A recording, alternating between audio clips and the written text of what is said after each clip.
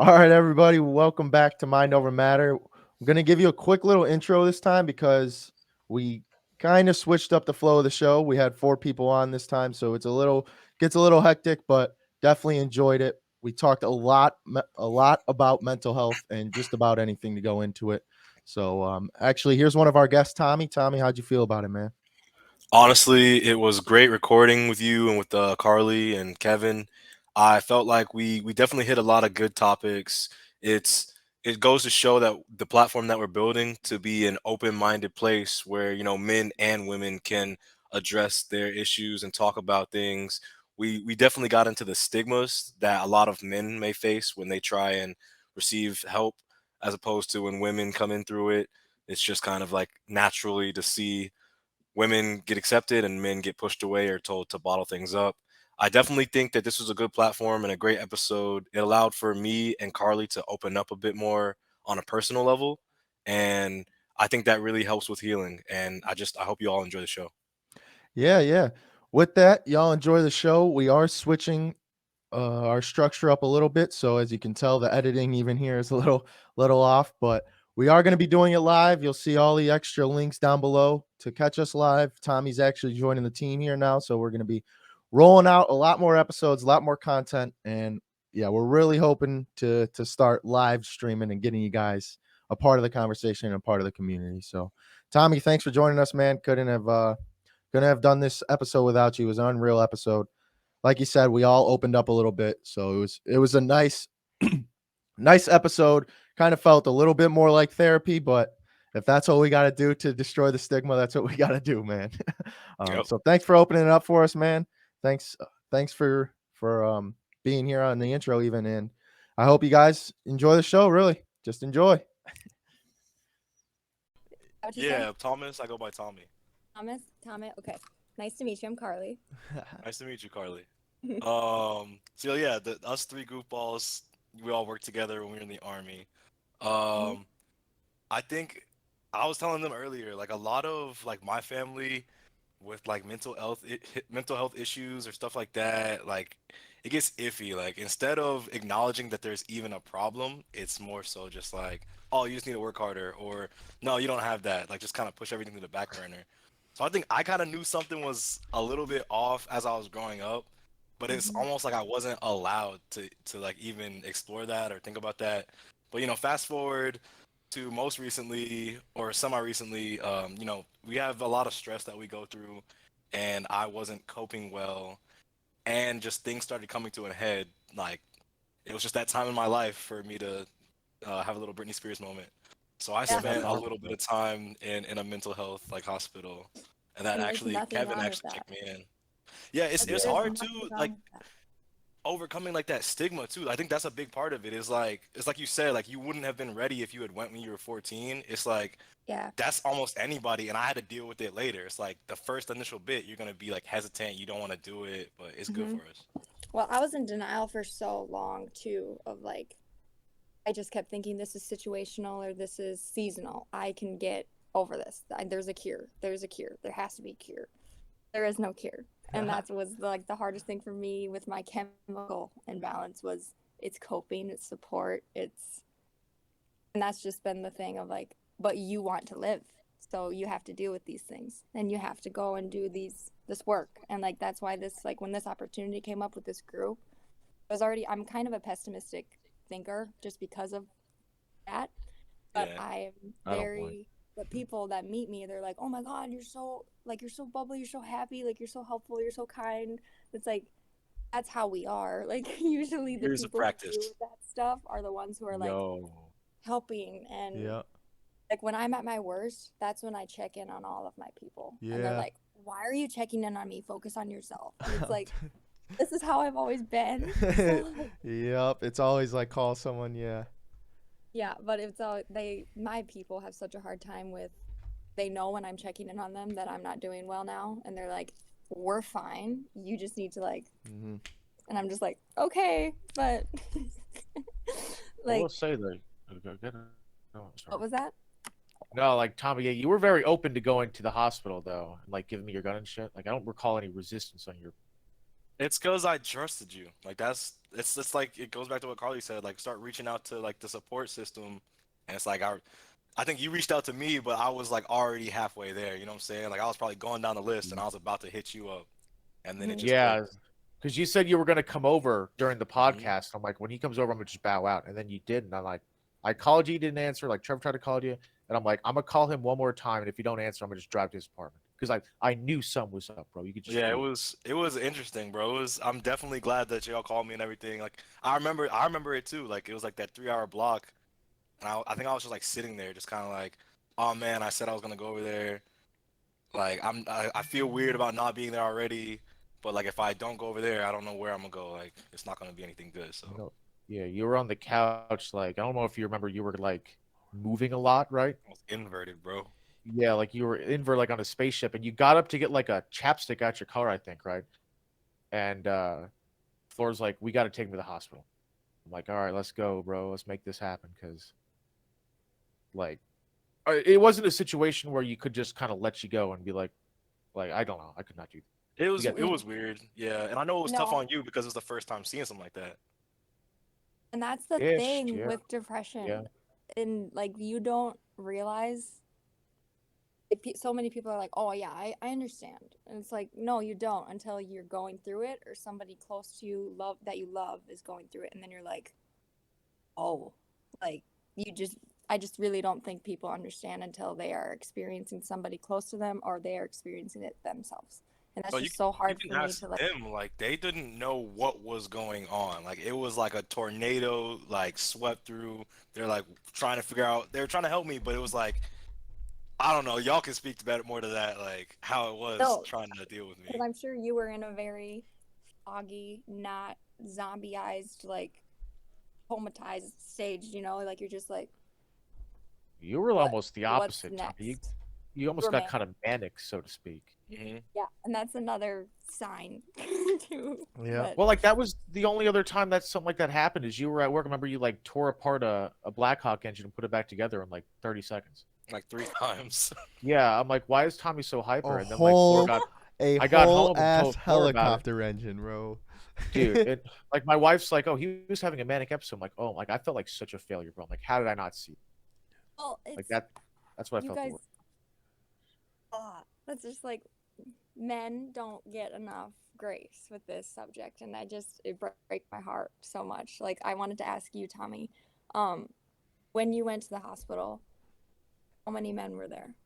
And compared to women, and how was that experience for you? Because for me it was so heartbreaking for me because there was only 4 men there, and they were all older men who had all said, God, I wish I would have went when I was younger, but like the societal way of life and the way that people view us, I never thought I could go in. And I even thought my wife thought I was weak, so I was like, no, I'm not going to go and do it because she didn't have any of those issues. And it just breaks my heart how So yeah, how was your Yeah, I experience? mean, definitely men are they're it's underrepresented. I had a similar experience. There was a lot more women than men when I was there, and a lot of them were older, and it kind of seemed like they weren't gonna there wasn't much that they could do to help them. Like they were still trying, but it's like they had gone through so much life that whatever they were like was afflicting them had hardened them in. They were like kind of set.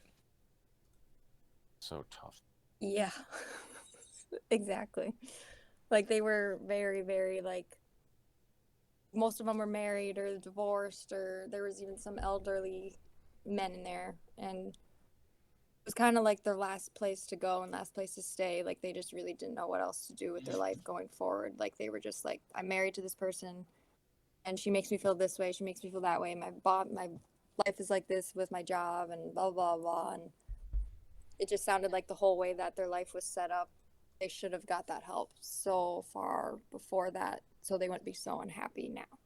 You know what I mean? And I don't know. It was heartbreaking. Like I mostly communicated with men while I was in there because it bothered me so much how there was none in there. Like there was one in there my age. He was the one that was homeless, and I experienced firsthand because my roommate was she was in the stage of very much sleep everything away. Sleep, get up to eat, go back to bed.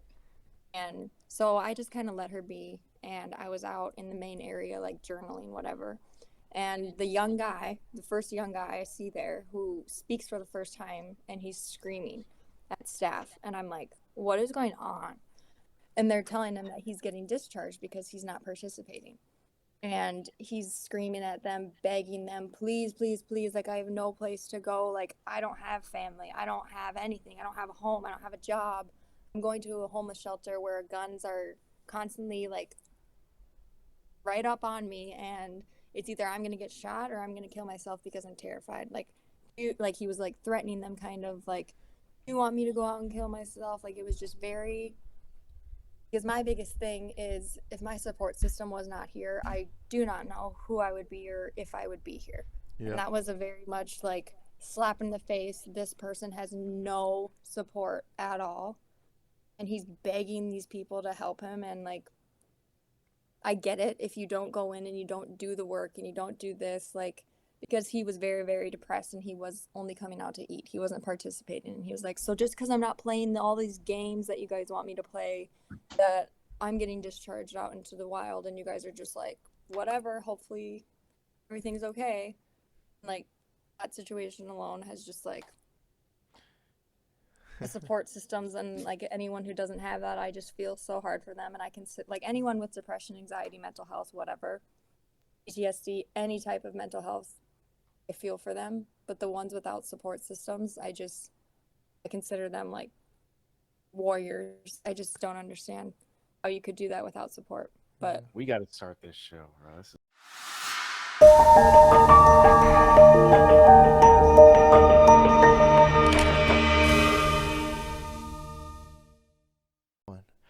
Welcome back, everybody. Episode 41. We're very excited. We bring it on 2 guests, 1 returning guest, Tommy. Thanks for coming back on, man. How you feeling? I'm feeling great today. Thanks for having me. Happy belated birthday. Hey, thank you, thank you. And then we got Karlee. Karlee out in South Hello. Dakota. Excited to have you on, Karlee. How are you? I'm good. I'm very excited to be here. Feel very honored. Nice, awesome, man. Kevin, man, how you feeling over there?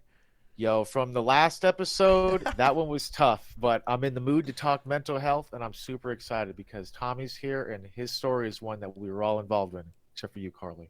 Yeah. But Yeah, well, no, we're now gonna she's get about into to be that. involved in it, man. That's why I'm excited. So, In spirit, yeah. actually, what happened here, Tommy hopped on late notice, so I appreciate you being here just real quick. I know you're not too good with unplanned things, so thank you. What we got here, actually, is Karlee's been through quite a bit. Tommy's been through quite a bit, except Karlee is diagnosed with quite a few things, and Tommy isn't yet. Tommy is going soon to get diagnosed. So we wanted to provide the opportunity for Tommy to ask a few questions because me and Kevin are already asking our questions. Hopefully get some similarities and kind of get some things Tommy can point out, maybe go in next week with more understanding of himself. So that's the goal here today. I'm excited to learn more about you, Karlee. I don't know where we should start. What do you think, Kev? Well, yeah, what are you diagnosed with? Let's start that process. Yeah, here we go. Yeah. If you don't mind. Yeah, hit the- Do you want me to go with like, 'cause it's been like, First, what was the first thing? Yeah, let's open it. Let's open it up with where you're from, what you've been doing, and then we could veer it into the direction of how you got where you are. Chapter Okay. 1 of your story. yeah, sounds good. So I'm from Millbank, South Dakota. It's like 3,300 people here. And I grew up on a farm, so I've always loved animals and loved all that. But first time mental health became a thing was when I started track and cross country. And I realized anxiety was definitely something that was going on. And then even looking back at like my childhood, there'd be certain like objects I would just be like so attracted, like you know what I mean? Like if they were missing, I would go nuts. Something just happened. I don't know You if I'm didn't have the frozen right- square piece to the puzzle. Yo. Am I frozen? Not No, we for can't. us. No, you're Okay, I'm frozen. But What was I saying? Sorry, I thought I cut You were out. saying track like- and fields. Sorry, I'm sorry. Go ahead. Well, you were talking about like small pieces of your childhood, like maybe memories and stuff that had kind of stood out as maybe. Yeah.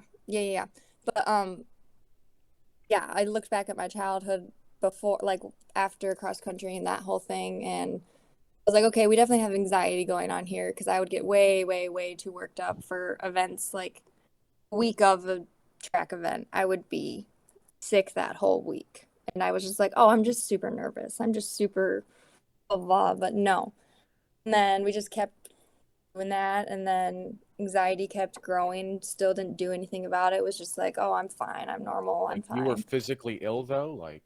I was physically everything through me, like everything.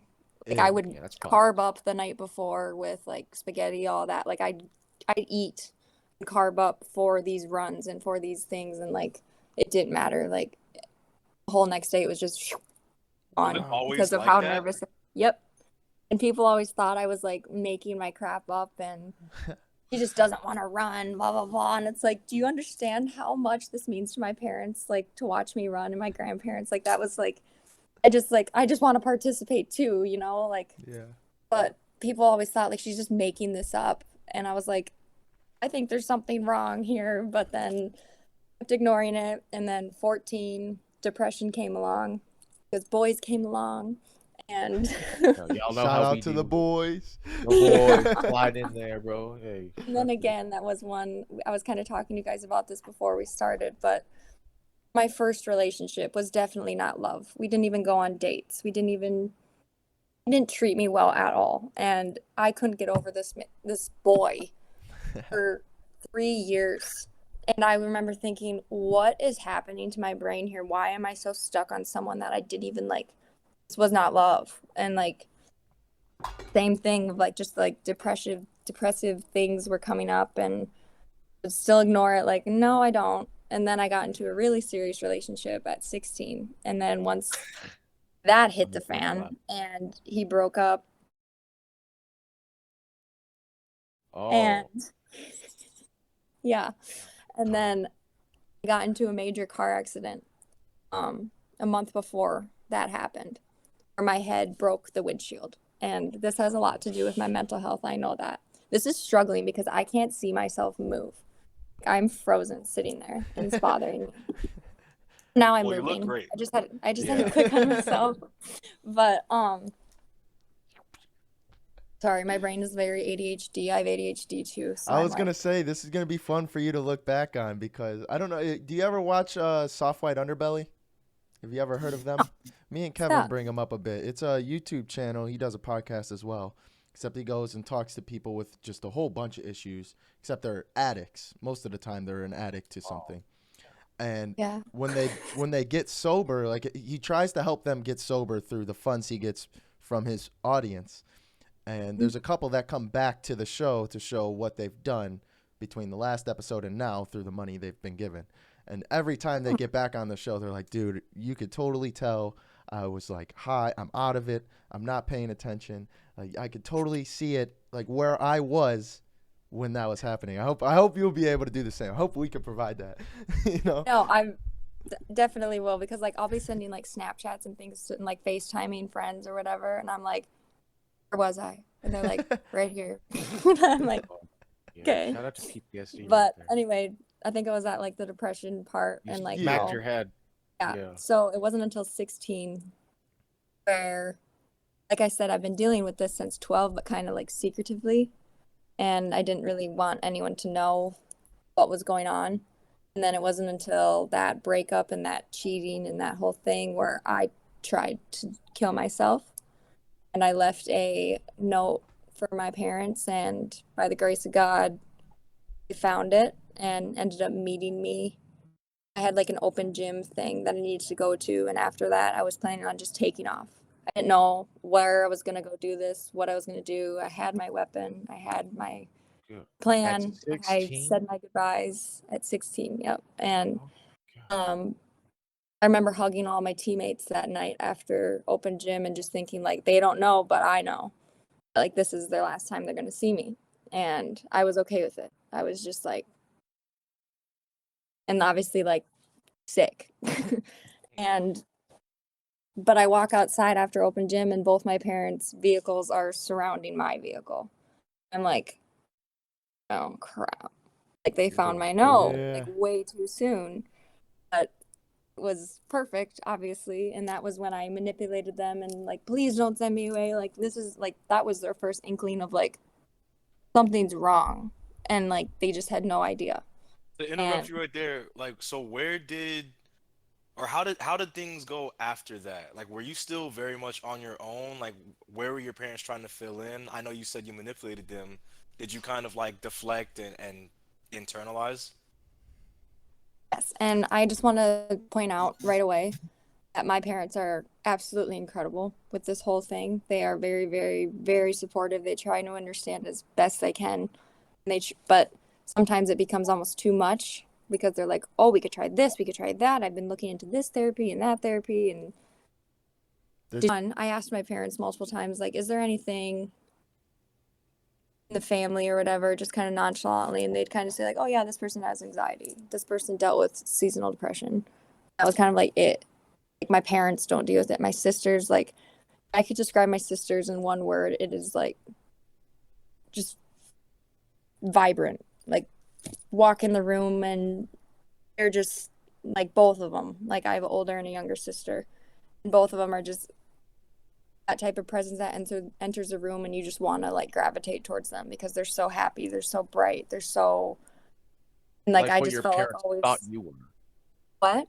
Like your parents thought you were almost. Like they think that you're all is well, right? And then you come out doing this. And it's like that's got to be so mortifying for a parent. Yeah. And I kept that notebook and I have not read it until this past um situation that I've been going through. I finally opened it up and read it again and I just started bawling because I was like, I feel the same way right now at 23 and I'm a little 16-year-old unmedicated writing this and I still feel this way because I'm kind of jumping all over the place here, but my parents have been very, very supportive with that whole thing. So I said I manipulated them, yes, but I hadn't been to counseling even at this point. Like I hadn't done anything. So that's where we started was, well, you need to see a counselor. I'm like, obviously something like I need to see a counselor. Yes. So we went and did that. We went and saw the doctors and then it kind of just became like a guessing game with meds for so many years. And I remember thinking, Mom, like I've been on this med for over a year and I still have these urges and I still feel this way. And she was like, "Oh, really?" And I'm like, "Yeah, like we need to do something." So we would go back and I'd tell the doctor that. And she's like a OBGYN, so that's her specialty. So it was just kind of like guessing, you Yeah. know, and Like, you didn't have then any I was like, idea though, like this is like you didn't think, oh, this is what's wrong with me. It's like you just legit had no clue. "No, I just thought I was this like sad, dark girl. Like I Wow. just or that got wound up all the time. I don't know. Like I Hmm. just it was Can't such a blame you, foreign honestly. thing for even me at that time. At 14, if you think back, mental health really wasn't that like Yeah, no. talked about or anything. So I was just kind of like, no, I don't have that. Like, no way, no way. That's No. what a lot of And people deal with is the denial yep. No, it can't be Yeah, aspect me. of it. I've been there too. I mean, it's scary coming forward and like you don't have any benchmark. You don't know where to start. So starting from scratch, it's like where do we go? And then especially with Mm. medicines, like I'm proud of you for like sticking through it because I started recently, and actually next week I'm going in to talk to like a professional doctor about like some bipolar stuff that might be going on. Mhm. Hopefully get medicated, but like my wariness to like taking medicine is always just like it's kind of a crapshoot. Like they get you in the general vicinity of like these are your symptoms, and they start on whatever. And like that's Mhm. what killed me for the first time. Like I went in, I checked myself into a hospital, got medicated, got out, and I was like, I knew the medicine wasn't right for me, but I was scared to say anything for fear Yeah, that like people would like think I was question the lying or problem. something. Yeah, Yeah, exactly. There's a yeah. lot out there. Oh, but I'm going off of that. Like with the meds, that's when I spoke up to the doctor. I'm like, this isn't working. It's just straight up not working. Like I feel like I'm just taking a med. It's just not working. And I said, is there any type of blood test you can do to see what I metabolize? And she goes, oh, yeah. And I'm like, okay, please do it. So she Right. did it. And I hadn't been metabolizing this med for the past year and a half. It was just So going in and out. it wasn't working. Like, and then she goes, oh my God, you don't metabolize any opioids. You don't metabolize any Tylenol. Have you ever tried Tylenol for your headaches? And I was like, yep. She goes, doesn't work, right? And I'm like, no, it doesn't. Because Like, my they mom gave would you like, what was that? opioids, though? They give you opioids? Well, she was just saying if you were to ever get into a big car accident, you are not going to be able to metabolize these. I was like, well, I have been in a car accident, and they gave me an opioid, and it made me like messed up. And she goes, well, that's probably because you don't metabolize it, and your body was like weirded out by it, you know? I thought it like legit just had no effect. Like you could take a perk 30 and be like cool, like not even notice. And that same thing with fentanyl, apparently, because I went, yeah, and not that I've like done it. That sounds bad. I had a No procedure done where they needed to use fentanyl. Yeah, they And use it for I was medical wide procedures, awake. right? Yeah. I was wide awake. Hear the nurse going, I've already pushed 60 cc's of fentanyl and 20 cc's of this. Then the doctor goes, she's looking at me in the eyes, push more. So that's when I knew Good. after that procedure, I looked at my chart and I'm like, it says I metabolize fentanyl. Clearly I don't. So like, anyway, my body has a very hard time metabolizing. Things are just weird with meds with me, and that's been my journey lately, has been like changing meds, and that's something. Med changes are just something. Well, Tommy, you want to But- go into yours a little bit then, so we could start off on this on the grounds of medication. Yeah. We'll catch my background and get us up to this point. So, from a young age, I can relate to you in like the seeing precursors in my childhood of like some probably bipolar. I definitely was like had some mood swings going on. I was very explosive with my anger, but at the same time, I was able to like I wore a lot of masks. Like I was similar to like your siblings, where I was that bright and bubbly person. I was always outgoing. I was lifting everybody else up. Like I was class clown. I was always there, and it was funny because I always had this like inner like sadness or like feeling that was there, but like I couldn't share it with, or I didn't feel like I could share it with anyone. It's like it didn't feel like it was me. So fast forward, I started getting more and more pressure just from my family to succeed. I think it's always been in there in my life, and I think maybe it's started to like make things crack or at least make me pay attention to it. So when I checked into a mental health facility, it was actually when I was working with Kevin and Trevor, and I presented with a lot of like manic, like a lot of like mania symptoms, which like they can go unnoticed because especially in the army, everything is go go go. We're all high achievers. So I think one day I like tore apart an engine and then I was supposed to show somebody else something. So normally I would have like gone home, come back the next week, done it again. But I was like wired. Like these, you can ask KD and Trevor. Like they thought I was on coke or had like 1,000 Yeah, monsters. no bullshit. People were like coming to me because I was Tommy's best friend, and they're like, "Dude, have you ever seen him do coke or anything?" Like, dude, I'm telling you, I partied with Tommy. If anyone's doing coke, it's me. Although, like, I remember, like, because I did quality control in the army, right? So when Tommy would put an engine back together, I would make sure that it's put back together, right? And so he put the insides, like the innards of the engine, so to speak, back together. But I didn't see something in there, I think. So he had to take it all apart so I could make sure that that part was in there and then put it all back together. And he's working so fast and walking all like quick, just like super high energy. But he wasn't sad or anything. Like you weren't, Yeah, bummed manic. out. You were just like emotionally neutral, I'd say, just working really fast. It's like your And, like, brain is not there at all. Like you were just like, Yeah. and then someone's like, "Are you good?" And it's I like, knew it too, but like I said, the army is like everything is go go go. So on paper it looked good. It's like, Yeah. yo, this guy just took apart an engine like twice in an hour. Oh my goodness, like, but people ooh. who know you are like, Wait a minute. because you were doing it correctly. It wasn't like you were all whacked out, slapping shit on where it didn't belong. Like you were doing No, I good was work. flawless, bro. Let's get it. And that's something that's new for me is since I've left the mental hospital, I went last November. Insomnia has something I've developed, and mania has been something I've developed after that, which does not make sense to me. I don't know why. It's almost like new meds that they're putting me on are making me a certain way, and now they're like, oh, well, you're bipolar 1 now. Like bipolar 1 is the one that's lesser of the two and less intense of the two.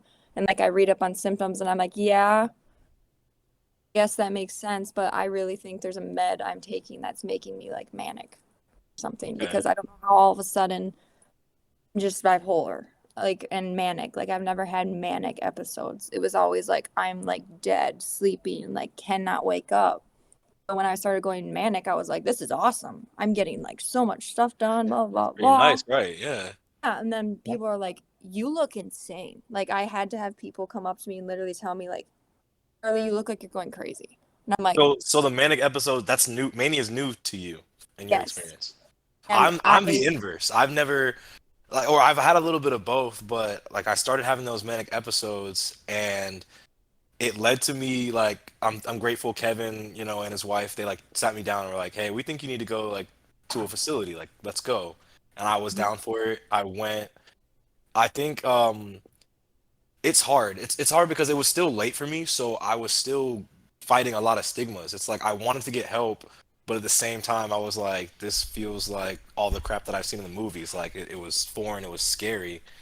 And that led to me not being as open as I should have been. And I think I got prescribed the wrong medications. And then that's where I've been weary to it now, and I'm glad that I've like come full circle. I've been going to like talk to a counselor and everything, and I'm ready to like sit down, talk to a doctor, and actually figure out what kind of medicine could actually help me. yeah, Like yes. you were doing your internship program when this was all happening, right, Tommy? So you were like by yourself that whole time. It was what I think the two factors that contributed were like a lot of pressure, a whole lot of pressure that I had been like just like bundling up from about to being transitioning from the army to like still, you're on the edge. It's like I'm still in, but I know that I can't do all of these things anymore. And then also like isolating, like it felt like I was about to be like booted out by myself, so I kind of isolated myself even more, which gotta say, like, don't do that. Like reach out to people, talk to somebody. Can I share something with you? Oh, Of please. course. Yeah. Okay. So this is something that I share with like multiple people. I don't know if you've watched it, but you need to watch it. It's called Stutz on Netflix. Has anyone seen it? Stutz, STU. Stutz. It stars Jonah. What's his last name? He's so funny. He's in so Hill? many movies. Jonah Hill. Well, Yeah. let's go. And it's him with his psychologist or psychiatrist, and psychiatrist as counselor, and it's mainly about all the things that he's helped him with, and he wants to be able to share that with the world because it's helped him so much. So it's literally him interviewing his psychiatrist. God dang it. This is And Stutz with Jonah Hill. yes, it's so good. And so one of the first things he says is like, you want your friends to listen and therapists to give you advice, but it's vice versa. And like one of the main things, like people always like reach out to me because I've always been that person to what we were saying earlier is when I'm down, I reach out to multiple people and make sure everyone in my group's okay. Because if I'm not okay, I need to make sure everyone else in my life is okay. It's just how it works. But I always would tell them that if you're lost, work on your life force. And they were like, well, what is that? And then one possibility means you feel yourself reacting differently. So like your life force, what's my purpose? What do I do next? What should I be doing? You can always work on your life force. That's the answer. The only way to find out what you should do, who you are, is to activate your life force, because your life force is the only part of you that is actually capable of guiding you when you're lost. There's 3 levels of it. And the first level is the relationship with your body. And then it goes up to relationship with people. And then it goes up to the most important relationship with yourself. And body, you start with, you're supposed to start here, but it's really, really easy to jump up and be like, no, I'm going to work on myself. But you need to work on this first, and this is where I'm at right now. And not exercising, diet, sleep. Exercise, diet, sleep. 85% of people feel better if they do this step first. If they figure out their body.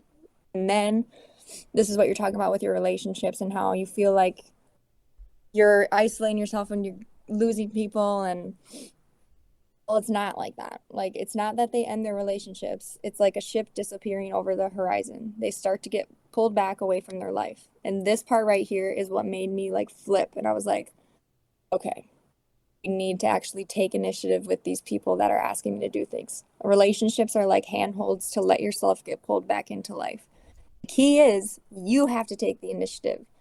If you expect them to take the initiative, you don't understand. And then you get to yourself.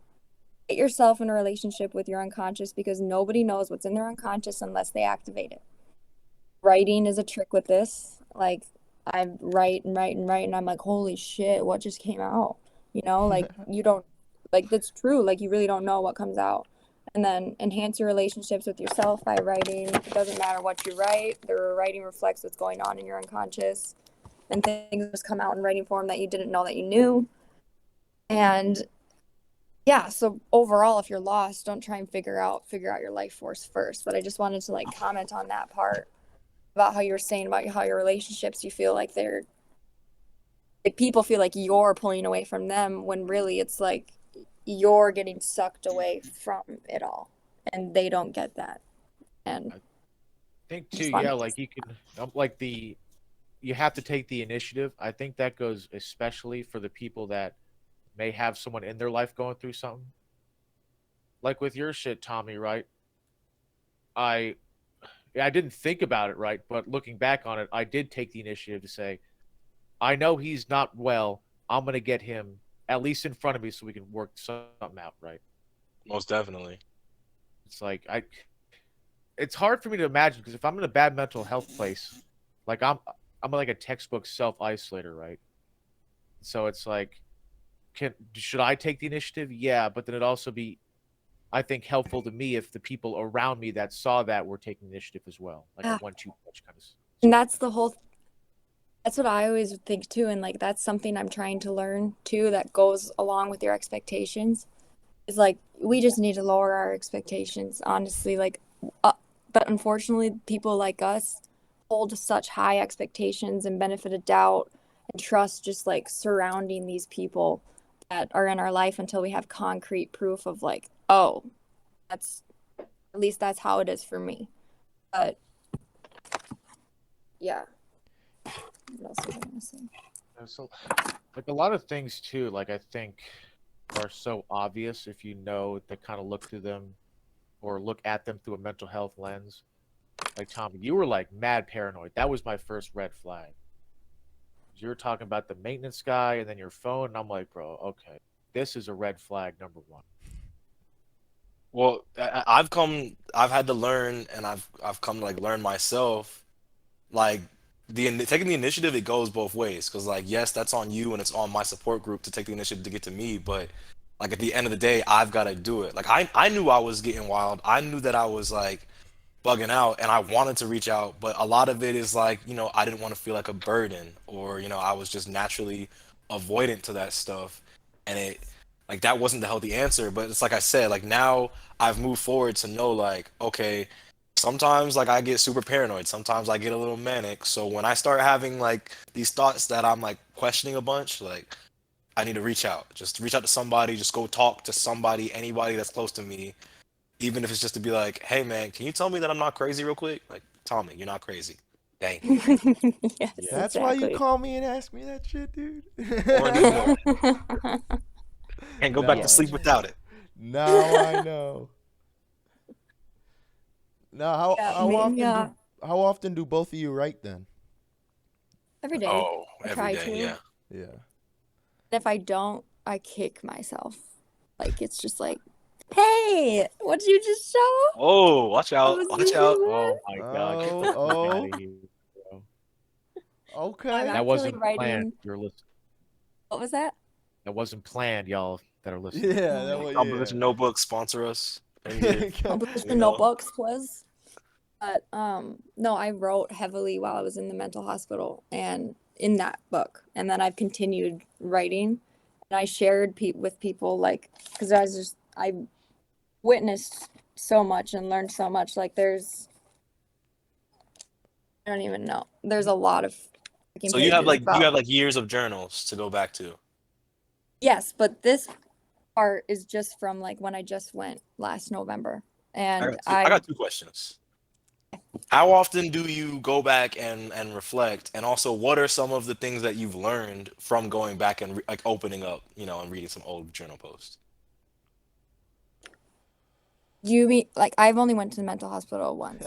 Oh no, no. I mean, your journal, like your writing. Like when you go back and read your Oh, old writing, like what have you learned about yourself? How does it help you? just that how unwell my brain really was at the time. Like you don't really realize how bad things are until you go back on like, oh, I'm feeling good today. I'm gonna go back and like skim through like 3 weeks ago. It's Mhm. just really, really eye-opening seeing that. I do a lot of comparing, which you shouldn't compare, but like with that kind of stuff, I think it's kind of beneficial if especially in your if you feel like you're better and then you look back at an old one and you're like, whoa, I was thinking so negatively about this, and this, and now I'm thinking about this. So clearly something's helping here, whether it's meds, coping, people, environment, whatever. I think a lot of my help lately has been this platform. Seriously. Like it's insane how much this platform has made me feel like I'm actually helping people. I don't know. It's been incredible. But did I answer both of them? What was the other You question? you provided more than enough. Okay. Like that makes sense. Okay. Sounds good. I ask how long you were in the hospital for? I was in there for a week. So technically you can be in there for like 2 weeks. Technically you can be in there for like a month. Sometimes like their limit is 2 weeks based on beds. And then if you're still there, they pretty much say, we need you to go away for like a day and then you can come back. Like Oh, just a type day. of thing. Like they for some reason they have to do that discharge thing. And some people come in where they have like a strict protocol of I need to be in here for 3 weeks, like the jail made sure, or like things like that. But like my situation, I voluntarily checked myself in and it was based off of how much I was going to get out of it if I was participating, all that. And in their eyes, I got my homework and everything done within that time because, like I said, I went in with a very positive mindset at this age because I wanted to learn, I wanted to be better, I want to live, I want to live. And so, yeah. How long were you in there for, Tommy? I mean, they didn't have a procedure where you could leave for a day, but I decided to leave.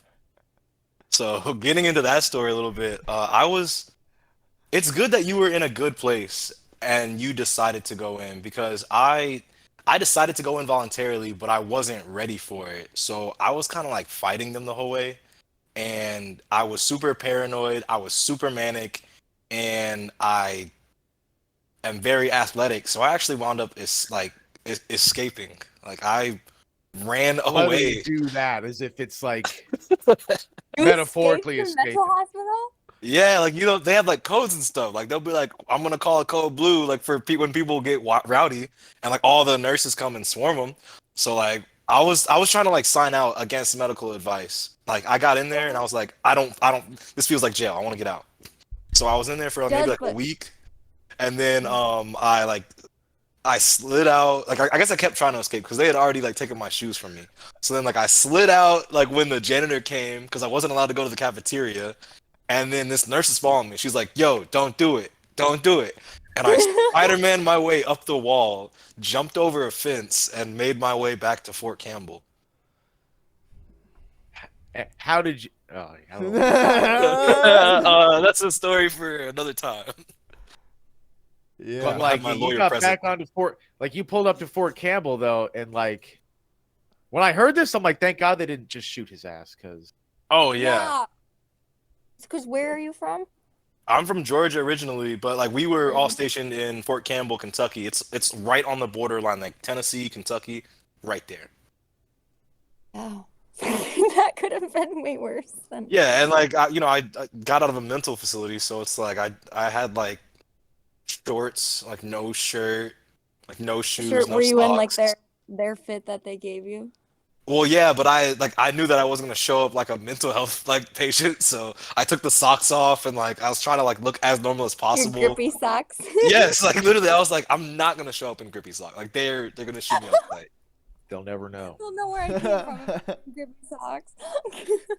And then Well, the yeah, no. alias So you gave them I too. escaped. I went back, and when I went back, I was like, all right, like let me just do it. Now Like, let's do it. Yeah. yeah, and it was the start of my process. That's what I will say. Like, it's for me, it's not a one and done or anything. It's just like everybody needs some kind of help. You might as well start somewhere, and the sooner you start, the sooner you can like start unpacking everything.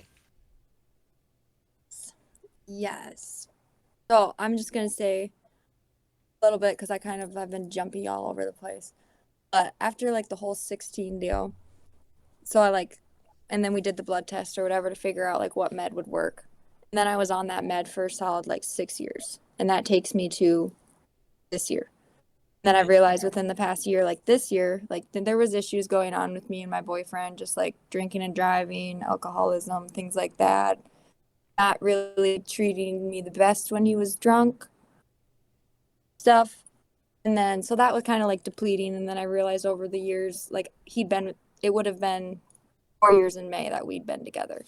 But we broke up, and I ended up that wasn't the reason we broke up though. I ended up finding we went to Vegas together in beginning of September.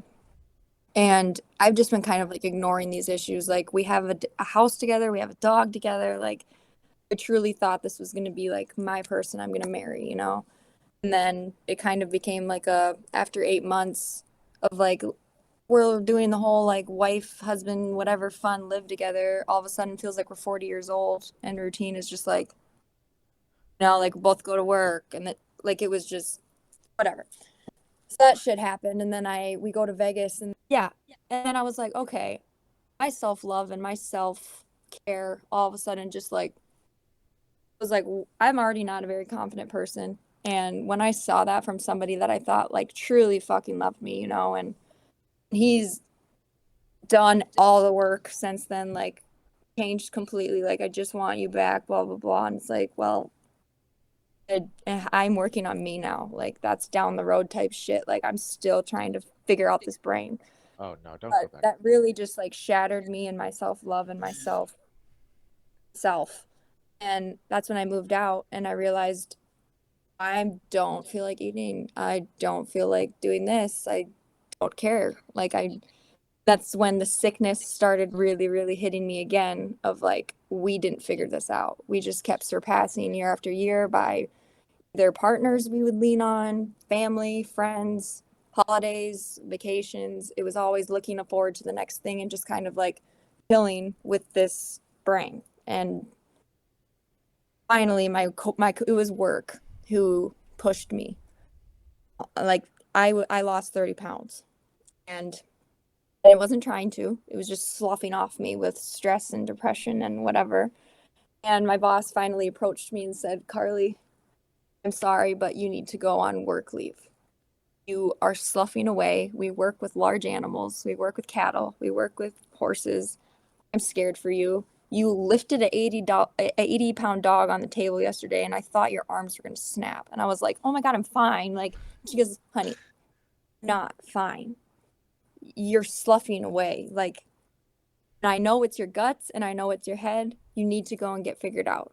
So I was like, oh, okay. So I went and did that.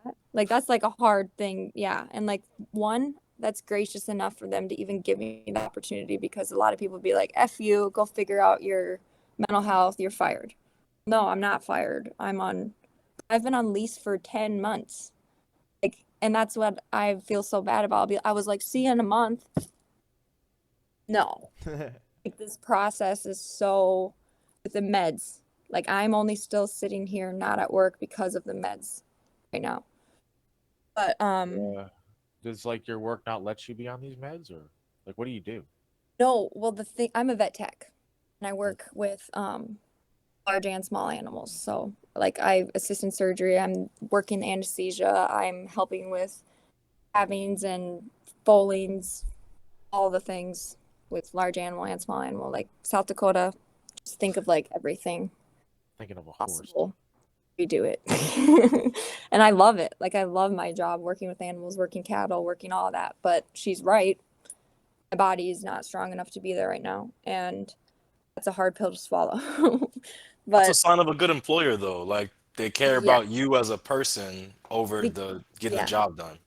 yeah. And her thing is too that she has a brother that dealt with this and she watched her whole life. So she knows and understands. So she's like my mom, like my second mom. Like she's absolutely incredible. And I just talked to her like 2 days ago and I was talking to her about like I don't even know if I want to stick around here anymore. I think I want to move, honestly. Like I think I just need a different environment. And I have my degree, but I feel so selfish because of like the time you've given me. And she goes, Karlee Joe. And I was like, Uh-oh. and she was like, no, she was mad. I even thought that she would be mad. Right. Oh, She was like, you seriously think that I would hold you back from your dreams? You're 23 years old. I'm literally telling my daughter right now that if she has dreams that she wants to go and chase, go and do it. And I said, well, you guys literally saved my life. Like, I cannot say enough. But if you guys did not push me to go and get this help done, I wouldn't have went to the mental hospital. I wouldn't have learned all these things. I wouldn't have I truly don't think I'd still be here, honestly. And anyway, with the whole boyfriend thing, that's kind of how things ended up. And then I realized, holy crap, we have some work to do yet. And it's really easy to think you're fine and you're great when you're with someone or things are going great with your job or going great with family. And then when you're actually by yourself or you have nobody else to depend on, it's just you. When I moved out and I was like, it was just numb. It was just like, I don't care about anything that has, like even Yeah, no, I hygiene. know, because It's so just what like, happened to me, Yo. I I messaged it's you a just little bit of my ridiculous. story. I've told it on a podcast a couple of times, but I was overseas, got cheated on, got the text from Kevin that someone else was at my house that I was paying for, and 6 she was in a.m. on a there with Sunday him, morning. and I didn't know what to feel. I didn't know if it was true or not. I didn't even know what to think. I had no idea what was going on. And when I moved home, a couple months after the divorce, they said, hey, you're also getting out of the military medically. So I was also cutting my contract short by like about a year and a half. And I wanted to be in the military for 20 years. So this whole time I'm thinking I'm going to be in 20 years, thinking I have the girl by my side. And then I lose the girl. I lose the job. And now I don't even know where to go because she's staying in that town. So I wasn't going to keep my house and stay in that town either. So now I'm like, well, what the fuck? What do I do? In our town, there's not multiple of one thing. There's like 2 bars, a few grocery stores. Like, it's bad. Same. Yeah. Same. Yeah. And so I didn't know where to go. I knew I had to leave. Called my mom, said I got to get out of here. And for about 8 months, I was just waiting to leave because the Army wouldn't let me leave. And I knew I was going to leave. So for 8 months, I didn't know what to feel, didn't know how to feel. And that's how I ended up with just like you, like, what the hell? Yeah. And it's got to like, do do we something, but I move? can't.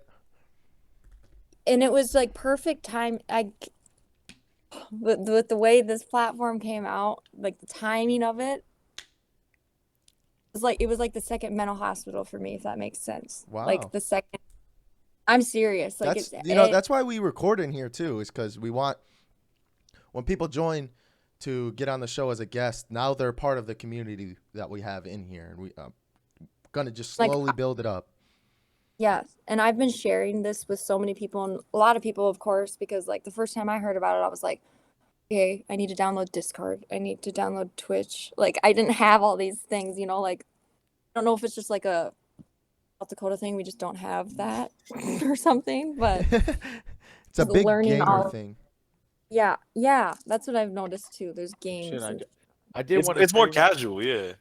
yeah, it's but like a as I'm like digital card. explaining this platform and things to people, they're one super confused. So then I go through the whole like explaining how it works. Then I get into like, this is what I do. This is some of the things I've said. This is just a little glimpse of like our chat. And then they'll be like, holy crap. Like, you don't even know those people? And I'm like, well, I'm getting to know them and they're like my family now.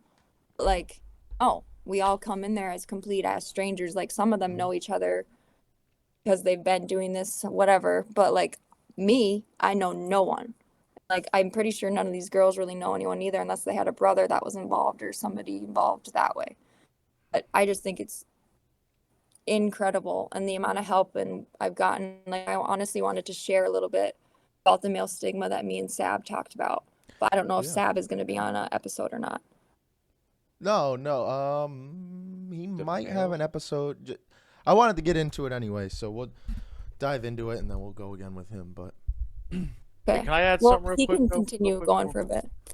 I just want to add though, like you touched on the employer part a little bit. Like if you're in a position where you have an employee where you can kind of bend the rules, so to speak, to help them, I think you absolutely should. Like when Tommy was going through he had like a manic episode, and then he left for a little bit, so to speak, right?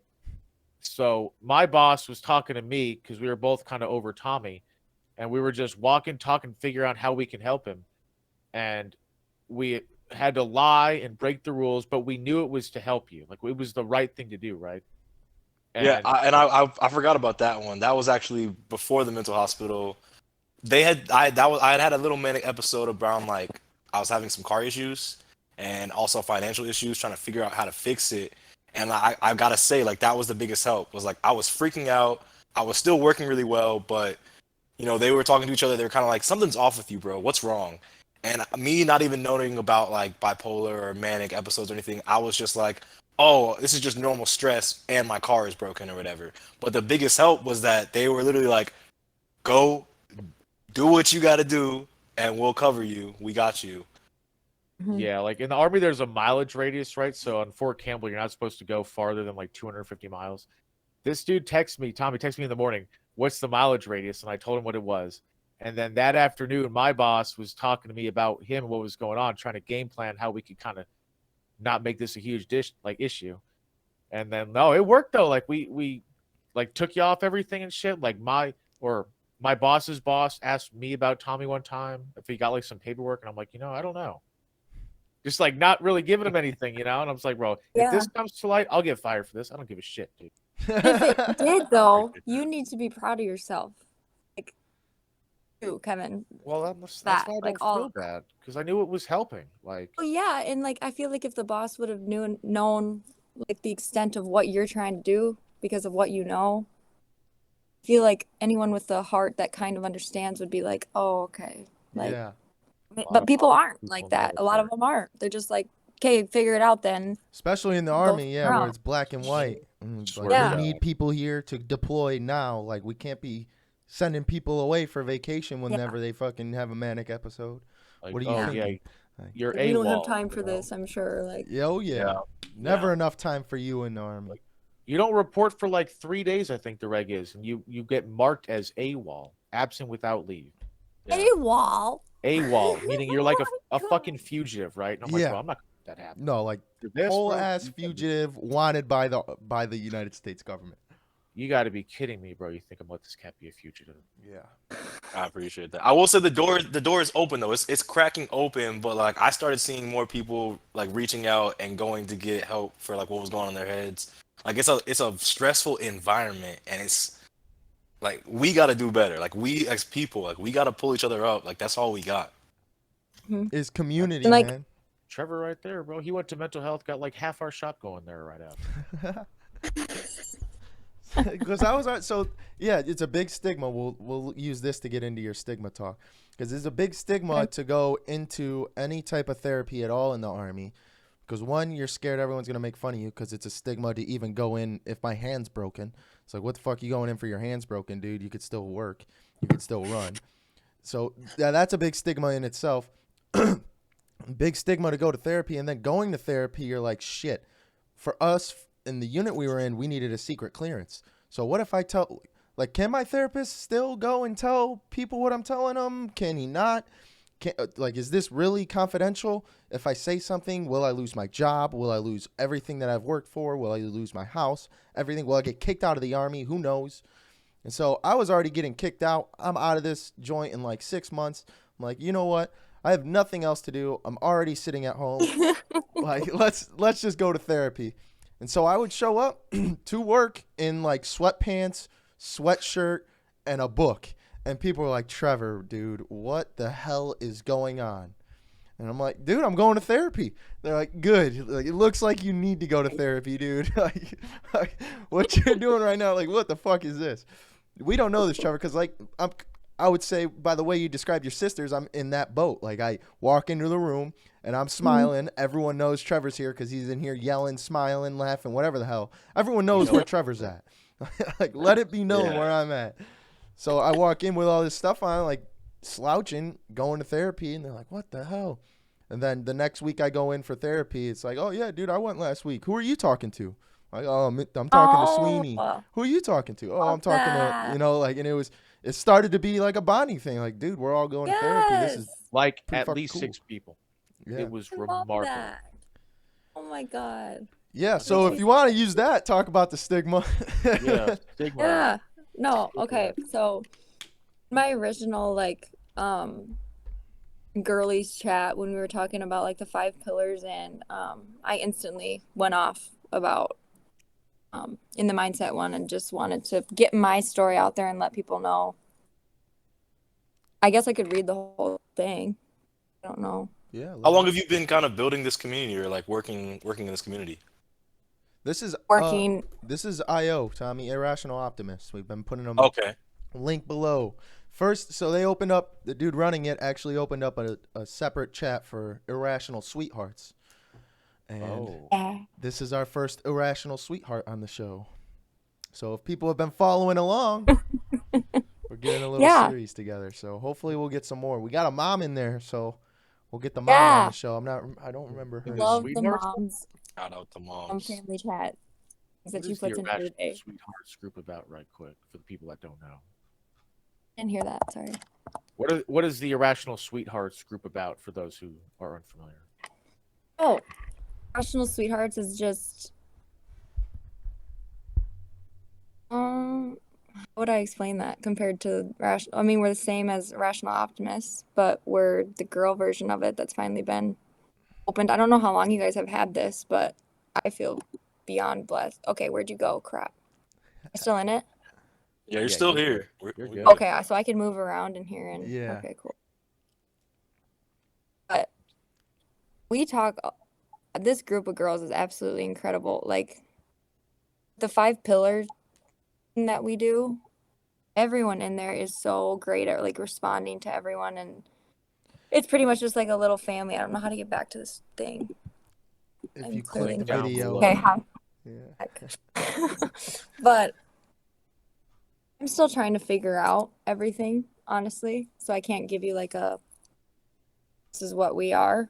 But so far we try, like every time I put out a message, I try and say like I hope more people will engage and whatever, because it seems to be the same like 7, 8 girls who seem to like stay consistent or whatever. And I feel like right now it's harder for us to like just join into the family chat because it seems like you bros are just like broing out, and it's like, when do we just like go in there, So I feel like we're still trying to figure that out, but a lot of us have this, we all have the optimism and like the drive to want to be better in all of these different pillars. And I don't know I don't know how to explain it other than like an amazing family that's just supporting the crap out of each other no matter where we're at, and we want to meet each other. We're following each other on everything because we want to talk to each other on every kind of platform we can, like support each other in any way. So It's a place just- by dope chicks for dope chicks. Yeah, it's just absolutely insane. Like I've never met girls want to meet them. Like I'm just like, I want to fly out and meet all of you. Like same with the men. Like I'm just like, can we have like a huge get together? Like I just want to meet everyone. Like, but Yo. all I can Rick. say is that group is absolutely incredible and has the biggest hearts, and just cheering each other on no matter what you were doing is something not enough people have. And to have that is just amazing. Like it's not real catty. Like my wife's a nurse and it's mostly women, as you can imagine. She tells me there's all this cattiness and fighting and all this crap going on. Like none of that. There's only going been on. like one catty Okay. argument kind of, because I've been waiting for that honestly a little bit, like just kind of like who's gonna like say something where someone's like, nah, no. And there was one, and they were still like nice about it, but it was very like, this is how I believe. I don't know how to explain it, but let's just say we're a lot better with guys. Like when we're in the guys group and we're like talking back and forth, it's a lot easier to be. That makes sense. You know, Trevor, you're down there laughing and No, giggling about it. no, it's because I'm actually no. So I'm actually messaging Jake, who runs the IO, and I Yeah. told him we need a bros chat, and this might be why all the bros are in the family chat, because when he You opened, don't have a bro chat? no, we do, but everybody who was already in IO before he opened up the sweethearts has to reselect their role so that they can be in the bros chat. So I guarantee you, what's happening is all these dudes have no idea. Maybe it's not. Maybe I'm just the Yeah. idiot who has no idea. So No, because there's some things where I'm like, do they know that there's girls in here? Like, I feel like there's some guys that say stuff, and I'm like, because it's been like guy, so they think they're in the bros chat, and then I'll just be like, I'm just gonna like put something out there so they know a girl's here. Like, I yeah, don't know. no, It's it that looks, stuff I y'all been love compromised. the family chat. I love the family chat so much. Like, and Jake asked, what do you love about this or whatever? I said something about how I wish more people had the opportunity to be able to have such open-minded conversations with the opposite gender, a multitude of subjects, not just like one, three, it's like anything we could talk about. And it's very unbiased, but it's just understanding and cheering each other on. You're not like pissed off at somebody. If you have like a different opinion, you say it in a way that's very, very respectful. And I just love that so much. And that's the whole thing about how people need to talk more. People just need to like talk to people more. And like that whole thing about how girls being able to talk to guys about issues that we don't understand as the opposite gender, like to be able to have an open conversation and be positive and not like, oh my God, they think this, they think that. Like I'm not that person who's like like all feminist, or I'm just kind of like, I don't understand why we can't just be like, No, that's dope though, because I don't I mean, know. there's some podcasts that we watch, and it's like you got the dude who is obviously going to disagree with all the women on the show, and the women thinking all this stuff, and it's like this isn't a good faith discussion. This is just like it's Yeah, it's like almost a kind of battle of the sexes all the time, and I just hate that shit. Like, there's no reason. well, yeah, and it's important for young men, especially with the red pill shit going around. And I just made a tweet about this because it's a big thing in the young men red pill community to wait until you're 30 to find a woman, and that's the most ridiculous thing I've ever heard. Because now you have all these young men going through their 20s, running around sleeping with women, not figuring out what the hell a woman even thinks of. So, if you're never in a relationship with a woman, you'll have no damn clue what the hell goes on. And when you're 30, you're even more fucked. bro. Like, What gets me, dude, is like the dudes that are like, oh, I want a traditional virgin when I'm older, right? But then they run and sleep with all these chicks before they get there. It's like, bro, you're making more of the problem. Like, what are you doing, bro? yeah, Like, yeah, I hello. don't get what it is about, like, the virgin. And it's like, leave her alone. She's a virgin for a reason. Like, she's Yeah. keeping it that way for a reason. It's like the goal about, like, I know there's a thing out there about virgins and, like, I'm going to deflower her. I'm going to be the one. Like, she's like, why is that a thing? I don't understand that. it's a weak. If I in my head, dude, if I'm gonna aim for that kind of chick, it's gonna be like to marry. Like Yeah. if you were like talking about taking it or getting a virgin in the bag, bro, and you don't intend on being in a relationship with her long term, you're part of the problem in my eyes. Yeah, What it's just would- kind of predatory. So you could just walk away and be like, yeah, I took that girl's virginity. Got her. Congrats. Like, had her right where I Rated. wanted her. No, That's super. it is cool. cool though. Yeah, to have that space. Like you learn kind of how each other's mind works, like how Yeah. women and men like both make decisions. There's definitely things like I'm sure people don't agree with that I say, and things that I see that I don't agree with. I just don't comment. you know? Like there's certain things Yeah. like that too. Like I'm sure It's me, like you see it a lot on Twitter, is like people disagree on shit, but there's never a chance they're gonna agree on it. Like no one's gonna be like, oh, I'm on the right and you're on the left. We're gonna get to a point where we can agree on shit, and someone's gonna change their mind. Like, it's never gonna happen. This is just all pointless, bro. it's kind of like how the generational gap, like there's never going to be an understanding really there. There just won't. Like with the generational differences and like my grandparents versus me. Oh, Never going to understand. Parents versus you.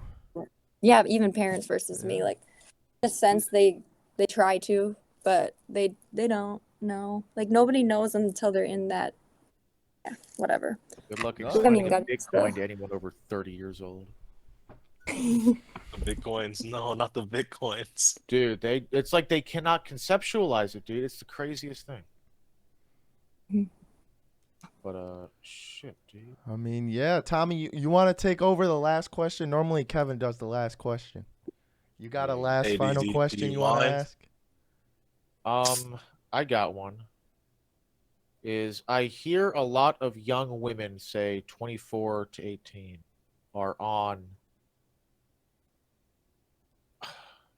are suffering with depression and anxiety, right? Why do you think so many young women are all having the same issues?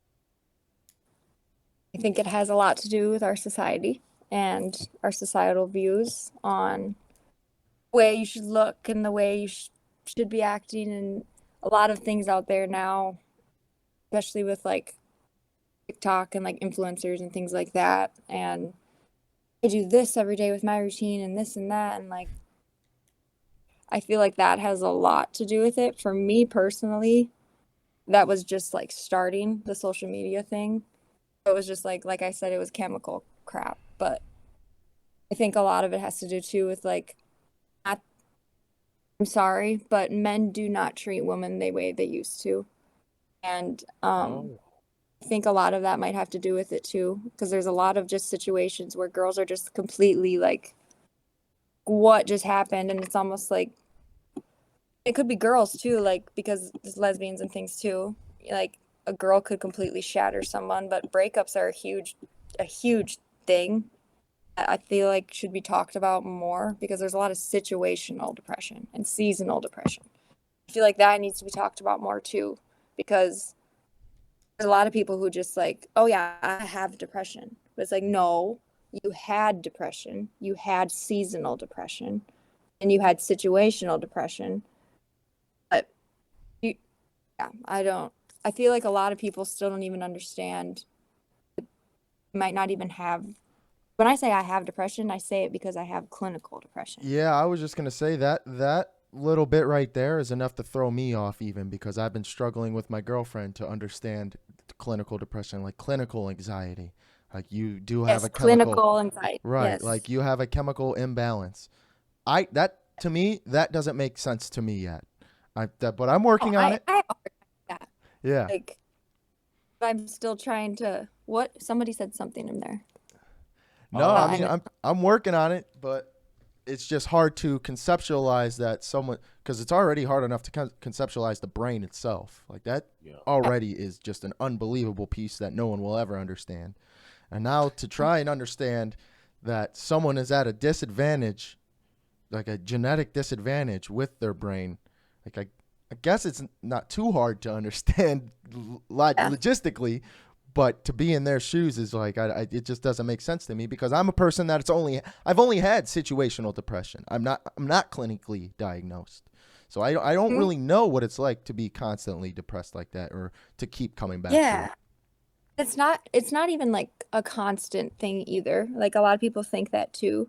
It's one of those things where you don't, all of a sudden it's a feeling. And like that was the thing that I struggled with so hard in the hospital, is like they preach and preach and preach about the circle of thoughts, um, Is it your thoughts, circle of feelings, influence and like your circle of yeah, concern? thoughts, feelings, behaviors. And then if you're feeling this certain way and you're gonna do this, and now that you've done this, now you feel even worse. So then you're gonna keep doing this and do, like it's just a constant go, go, go, go, go. And so what I was gonna like end with why I think girls, I want to say something that is gonna piss a lot of people off, but Oh, tap in. But honestly, there's so many girls these days do not have something wrong with them. They say they have something wrong with them for attention. And it's really, really frustrating. A lot of girls will say, I have depression. And they went through one series 3 years ago or 4 years ago. And it's like, you had a depressive time. There's a lot of girls now who just go around like, I have anxiety. I take anxiety meds. I And it's literally like, the told Trevor people that. who don't tell you anything are the ones who really need it. Like honestly, it's become such Yeah. a thing now that, and even with doctors on the doctor side, like my little sister, for one, was going through a situational depression. And like I said, she is a light, and as soon as you get on antidepressants, they're usually they keep you stable, like you're not too high, you're not too low. And I said, Lindsay, when you're really happy and they put you on this, you're not going to feel that. If you're really sad, no, you're not going to feel that. But you're going to also get addicted to these meds. By the time you get off these meds, you're not going to feel like you're Lindsay again. I guarantee you that. I've been on these meds for how many years? And when I am off my meds, I am crazy. And I do not like that. I hate that. Like, I hate being like reliant on meds. But for chemical depression, you just have to understand that you have to take something. And that's just how you are. But I talked to Lindsay and I said, no. Yeah. Like, I'm sorry, but no. Because my mom was like, Karlee, what do I do? And I'm like, absolutely not. I went talked to her and I gave her that whole spiel and she said, okay, I think I could be able to get through this. And I said, you can get through this. I'll help you. Like, that's something that's so easy for doctors to just like find out. And I was like, oh, we'll put you on anti-anxiety. Oh, we'll put you on an antidepressant. And then they come out of the doctor like, I'm on an antidepressant. Like, gets a chip on their shoulder type thing. Woman, I mean. And I don't get that. And I'm like, why are you thinking you're like cool or some I don't it's become such a thing in college too, and I'll just sit there like, again, the girls and the people deal with it so severely they don't brag about it and be like, I'm on this, I'm on that. Like, so I want to say that has a lot to do with it. I think the statistic is not exactly what it should be, honestly. And but then mainly like the society, honestly. I mean, shit. Can I add a quick add-on question then that I thought of when you Yeah, were answering? Is like, what do us men do that y'all just think is wrong? Does that make sense? you guys do. Like something we do that's just like, bro, I wish they really wouldn't do that. Or like where a lot of men get kind of like a misconception about how they I mean, when it comes to mental health or just in general? in general. I Like mean, like something that always bothers me would be just the whole like men think they're always superior and right to women because we're so emotional and so in touch with our feelings and like I hate that. I don't know, I feel like I've met too many men. I don't really have that many issues with like and I don't know, like I don't know. Like That's good. I got like one just off the top of my head I wanted to run by yeah. you. It's like I feel like a lot of men complain about finding a feminine woman and they think women should just be feminine and in touch with that side off the jump. It's like you have to be that masculine energy first for a woman to be vulnerable enough to reveal that side. Just gave me goosebumps. Oh my For God. real though, like we have to be the one to start that shit, dude. I'm Like not kidding. for real. It's like I have to be the man of the house before I can expect her to be more in touch with her feminine side. Yeah. Shout out to Matt. Yeah. I love that. Yeah. Yes. Yes. Just how I feel. Kevin. But it would, Yo.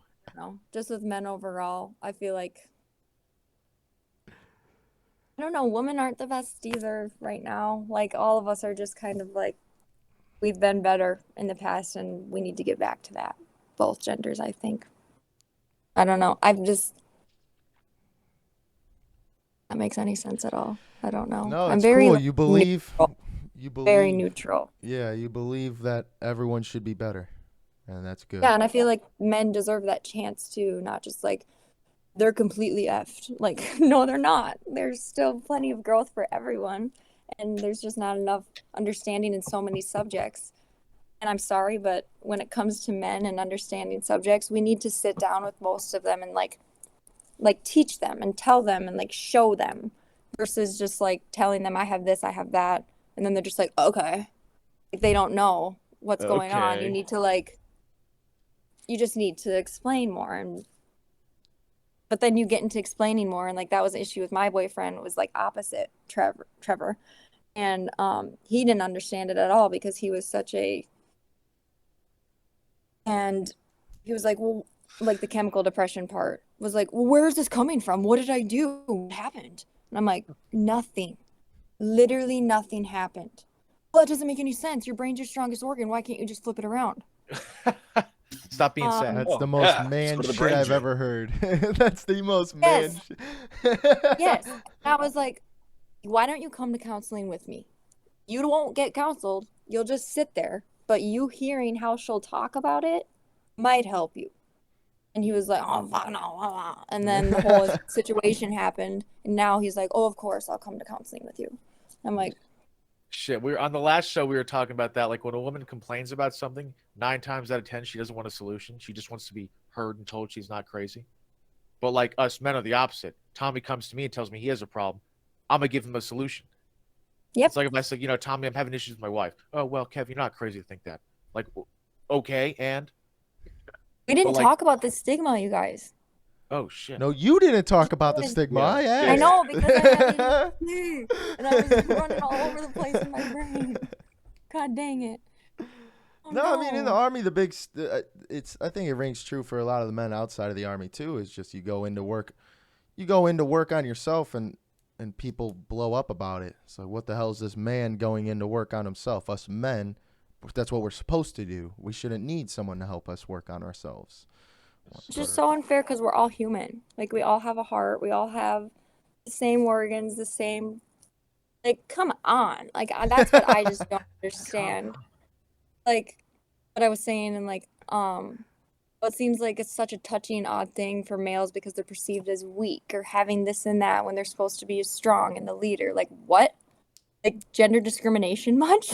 Like, Yeah. I put a thing in here, like the units mainly contain 85% young girls, teens, and women, while 15% contain men, not boys, not young men.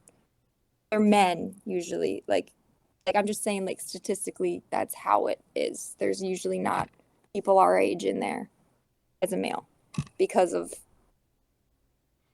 way people make them feel about that, and like, oh, you don't need that. Like, I think like just because we're women, it's more assumed to be of a normal thing on our side because we're empathetic and sensitive and caring.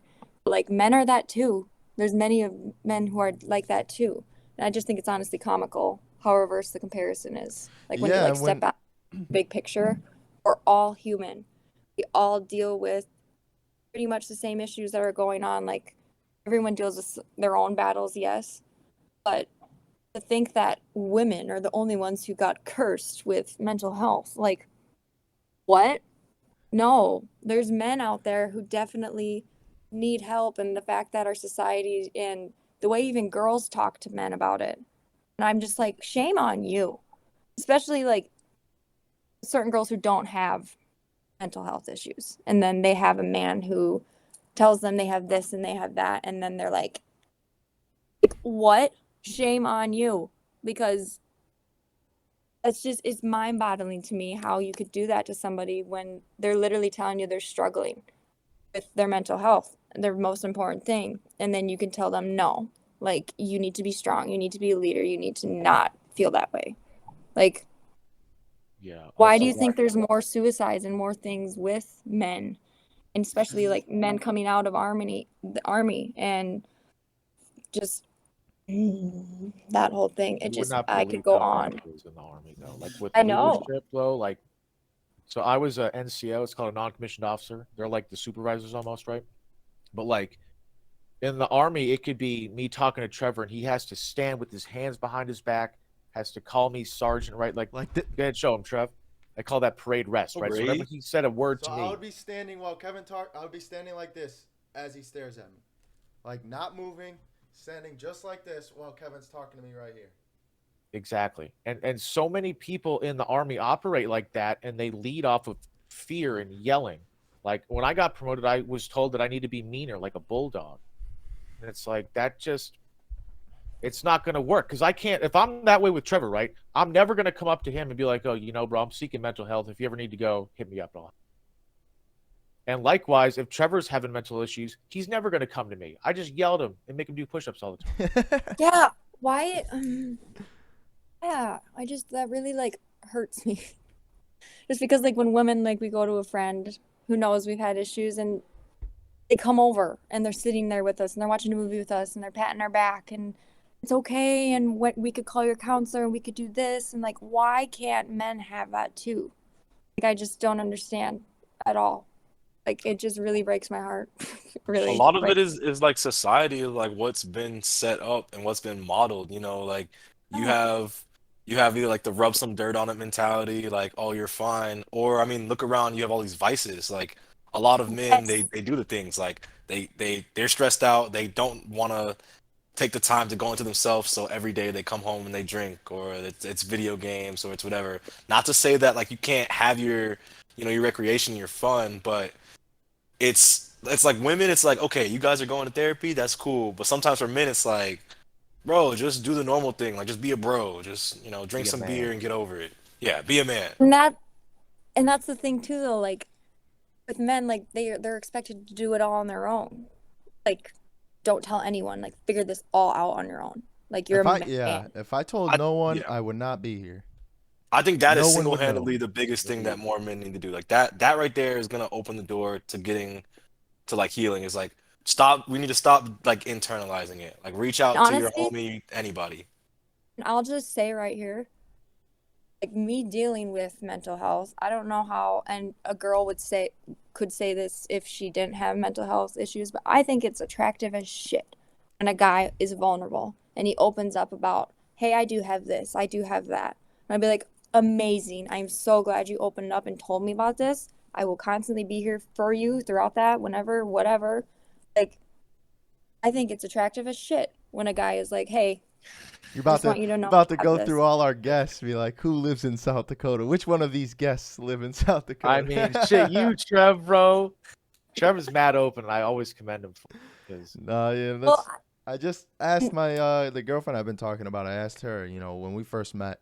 I met her. I didn't go out drinking for like a year and a half. First time I did, I met her. And for about like 4 days, we were just sitting in her apartment and I was going through my camera roll. I'm like, see, this is Tommy, my old friend that I used to know, but I don't live near anymore. This was my ex. She like completely betrayed me. Here's the guy that she was with. Like just going through everything that fucked me up from the army. I know I wasn't able to go to anyone and tell them everything. I tried to go to my parents. They tried their best to understand. They couldn't. So when I went to someone finally and they were like, yeah, that's it. I asked her and she said that's what got her attached in the first place. So yes, literally. Like, and that's what some guys don't understand is like, if you open up, like, some girls are gonna be like, oh my God. Like, you know, like, I gotta some say of them though, are like like that. Trevor, you were doing the work. I think that's what adds to it. Is though it's like some guys, because I've been there before, where it's like I might just want to get attached because I want like that nurturing, or I want to feel soothing. But I think what like the attractive part is that like I have identified what's wrong with me, and or what's bothering me, and I'm working on it. You're And now I doing can something find other about it. people to work on it with me, to help me, like support me, like heal myself.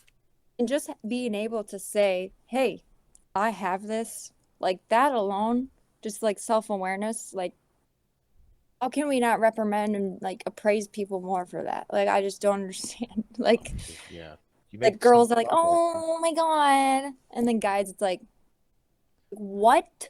How is that a thing? Like it just as a female, I'm so pissed. I just can't understand how you guys Oh feel. man, I remember. So like my problem is like anger, right? Like I have like two modes. Like I'm either like this and super chill, or I'm just super pissed off. Like fucking Tuco from Breaking Bad pissed off, bro. So like when my dog would go across the neighbor's yard, and then I had to drive all the way over there, I would get so mad I'd hit the fuck out. I'm talking like close, like a punch, just like it was so bad. And then Trevor and I started microdosing LSD, right? And then the first time it happened, I remember thinking, there's no point in getting pissed off. Like I was in control then, right? My wife was telling me like how much, because like it scared her, right? So she was telling me how cool it was that I could control it, how she was proud of me and shit. Like that to me made it worth it. Like the dog, sorry, whatever, dude. But it was like my wife being scared of me and that no longer being a problem. That I'm like, okay, that's kind of the why behind it. I love the fact you just like skim over the LSD part. It's just so fucking cool. What? Yeah. Okay. Bro. Have you done any plant-based medicine? Ooh, I'm a stoner. Oh, Oh, shit. shit. I'm a I'm a stoner. stoner. We'll have to light something up after this. I mean, we'll have to. I mean, I asked one of the guys because he was like cigar lounge. I think it was Sam, and I like slid in and I was like, so Slid I in, would love huh? to chill in there with you guys, but like I don't smoke cigars. I smoke weed. And he was like, I don't know. You could ask the uppers, and I was like, Oh, dude, like how am I supposed to get a hold of Jake? Jake's not gonna answer me and be like, yup, you can do it. Like. I wanna just get kicked out hopped in there the like- other day and was rolling up in there while they were all fucking. They were like cold calling. I walked in. There's like two idiots. There's two idiots with like sunglasses upside down, a hat on their head, sideways, cold calling, and I'm like, you fucking clowns, fuck. Like I'm about to I've roll been up. wanting to like join TikTok. in. I've been wanting to join in multiple of those groups, and I'm like, I wonder if there's any girlies in here, and I'm just gonna be like, hi.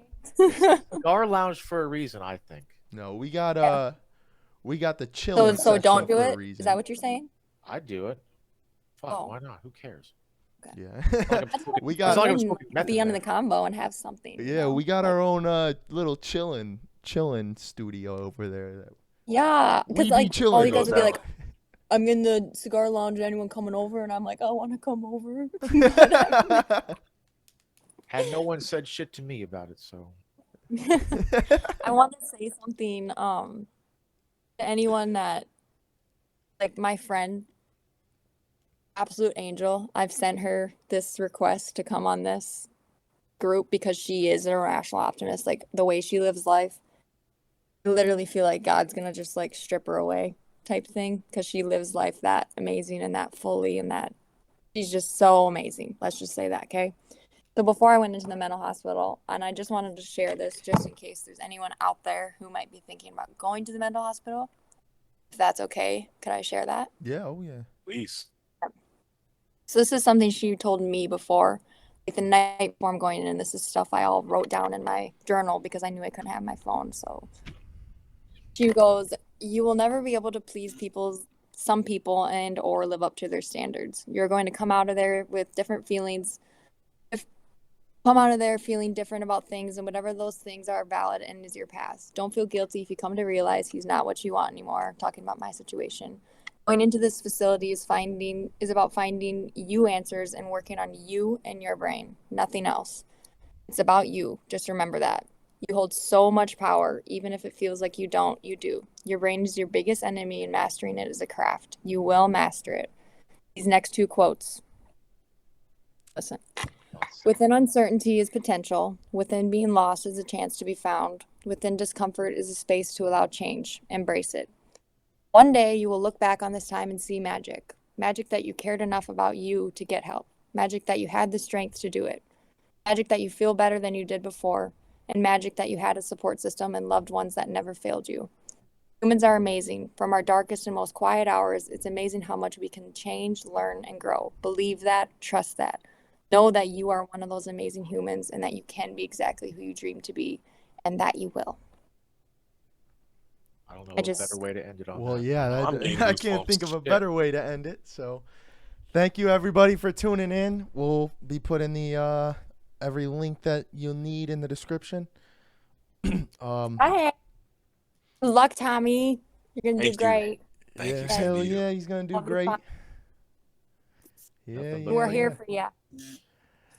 Everybody's gonna do great. Again, thank you everybody for tuning in. I don't know what else to say. Thank you, Karlee, for providing so much substance for us to go Yeah. off The thing is, I have so much sitting here still, and I'm just like, of. oh, I think I might Episode need to 2. come on another episode. Honestly. Oh For real. no. Lots To to be talk about. continued. Yeah. To be continued.